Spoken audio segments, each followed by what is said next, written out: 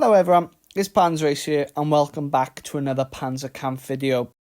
This is a continuation of the basic guide series that I've been creating so far. The first video was uploaded a few weeks ago and this is the second one today. And in today's video, we're going to be discussing the 3 tech trees within Panzerkampf.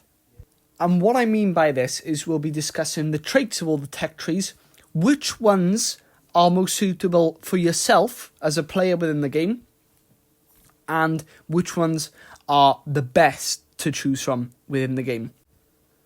So let's get straight into what everyone wants to hear. What is the best nation within Panzerkampf? And it is none other than the United States of America. You're probably expecting me to say Germany or the Soviet Union. Nope, it is the USA. The mighty USA takes the cake and takes his top spot of being the best tech tree within Panzerkampf. The reasons why? Well, because number one, it ends in the Super Pershing. The Super Pershing is the best tier 9 tank within the game. It has great maneuverability, amazing armour, a brilliant gun, a good amount of hit points.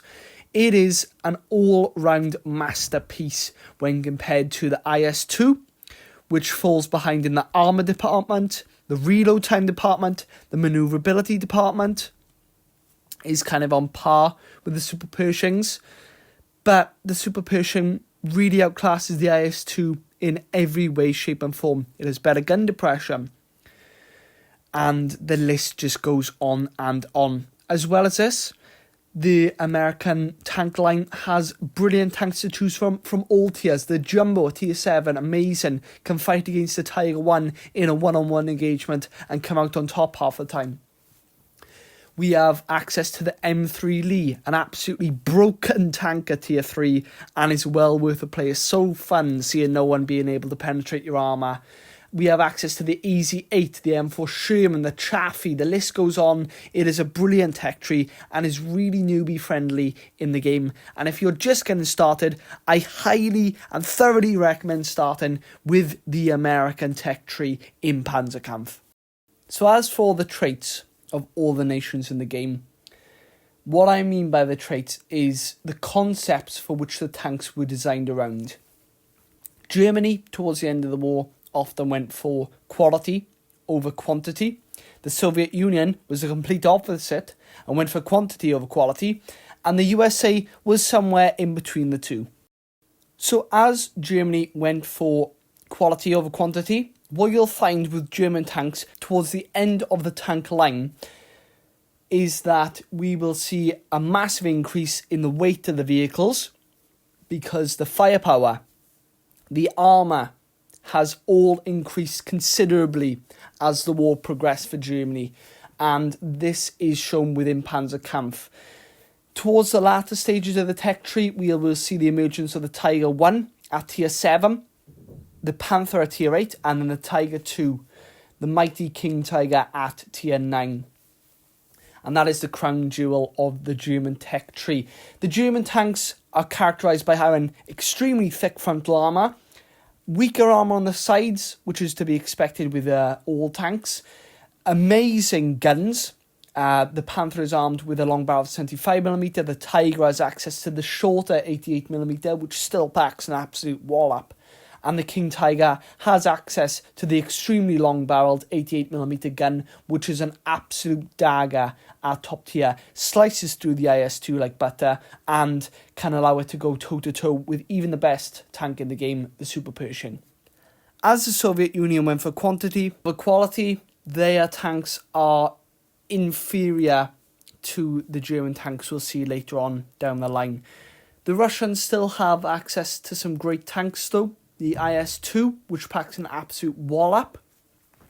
The KV-1 at tier 5 is an absolute menace when it goes up against the Panzer III. The T-34 76 1940 model is one of the best tanks tier for tier in the game. It absolutely obliterates everything at tier 4 and is an absolute gem.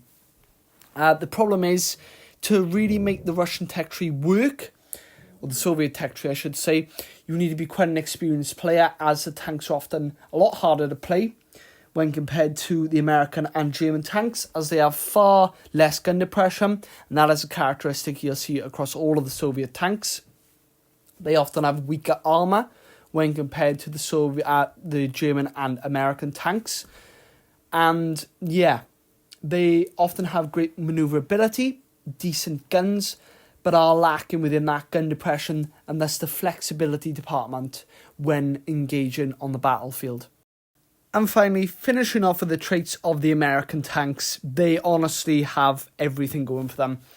American tanks, all of them in the game, are characterised by having absolutely amazing gun depression, the best gun depression in the game. They're so versatile when working ridge lines, when positioning themselves on top of hills, coming in and out of cover all the time. They are second to none, and it is very difficult to compete with American tanks when they're held down, because all of them, well, the majority of them anyway, I should say, have extremely thick turret armour. Like the Pershing, the Super Pershing especially, the Jumbo has an impenetrable turret at tier 7. It is quite frankly unbelievable. Even the Shermans have quite well-rounded protected turrets. And yeah, American tanks, great gun depression, good guns as well. They're not too sluggish as well when compared to Germany. And they keep their mobility. The only really ones that step outside this category are the Jumbo and the Super Pershing. They have great hit points. Their guns, as I said, are great as well. They often have quite good penetration and damage as well. And honestly, America is such a well-rounded nation within the game that I don't see why you wouldn't choose to go down that line. But that for now is all the nations explained within the game. I hope that kind of informs you about the decisions that you want to take in the game with regards to choosing the tank nations that you want to progress down. And hopefully you've enjoyed watching the video. I try to keep these videos as short and sweet as possible just because I know people just prefer short videos these days rather than the longer videos we used to see before. But let me know if you've enjoyed these kind of basic guides that I'm doing for the game, and if you want me to do any others, then let me know within the comment section below. But as always, I've been Panzerkampf, and I will see you in the next video.